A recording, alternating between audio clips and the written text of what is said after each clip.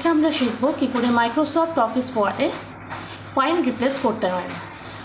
প্রথমে একটা যে আমার অনেক বড় ডকুমেন্ট আছে তার মধ্যে থেকে কোনো ওয়ার্ডকে খুঁজে বের করতে হবে। ফাইন্ড আর রিপ্লেস মানে কি? ফাইন্ড মানে হচ্ছে পার্টিকুলার কোনো ওয়ার্ডকে ফাইন্ড করা, খোঁজা, আর রিপ্লেস মানে হচ্ছে সেই ওয়ার্ডটার জায়গায় অন্য কোনো ওয়ার্ডকে প্লেস করা। তো আমরা এটা শর্টলি কীভাবে করব?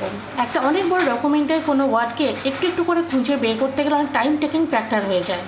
সেক্ষেত্রে আমরা ফাইন্ড আর রিপ্লেস অপশনের সাহায্যে খুব সহজেই কাজটা করতে পারি। কিভাবে করতে হয় না, হোম ট্যাবে একদম শেষে দেখো এডিটিং গ্রুপে ফাইন্ড অপশানে আমি ক্লিক করব। ক্লিক করলে পরে আমার এখানে ফাইন্ড ডায়লগ বক্স চলে আসবে।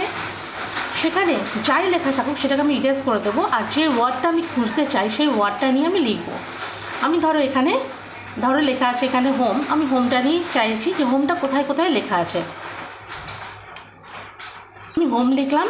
হোম লিখে পরে যখন আমি ফাইন্ড নেক্সট করব, দেখো আমার শো করছে, আবার নেক্সট করব, আবার শো করছে, আবার নেক্সট করব, শো করছে, এভাবে আমার শো করতে থাকবে। তো এবার আমি চাই হোমের জায়গায় আমি অন্য কিছু বসাবো। তখন আমি এখানে রিপ্লেস লেখা আছে ফাইন্ডের পাশে, রিপ্লেসে ক্লিক করব। রিপ্লেস উইথে আমি হোমের জায়গায় লিখব ইনসার্ট। আমি ইনসার্ট লিখব।